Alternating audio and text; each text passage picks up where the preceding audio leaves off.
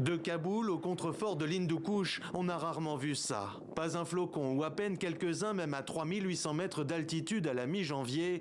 Ce retard d'un mois et demi de la neige sur les sommets et de la pluie en plaine inquiète ces agriculteurs afghans. Ils ont dû retarder les semailles habituellement prévues en octobre ou en novembre.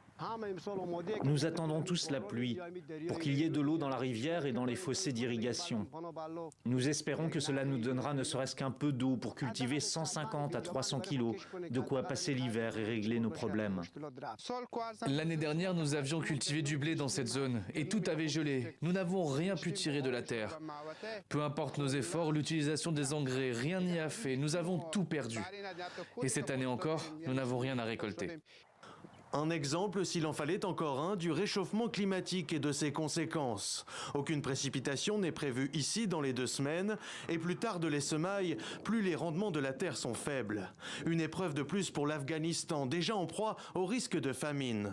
Dans ces centres d'accueil de Kaboul ou de Logar, les réfugiés s'entassent. Il y a ceux qui sont déplacés depuis les 3 séismes successifs en octobre dernier dans l'ouest du pays, sans compter le demi-million d'Afghans chassés du Pakistan, revenus dans un pays à l'économie exsangue et sous sanctions internationales.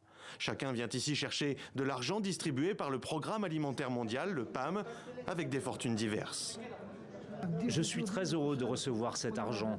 Mon Dieu, ma famille a passé les 2 derniers jours à ne manger qu'1 kilogramme de riz blanc bouilli.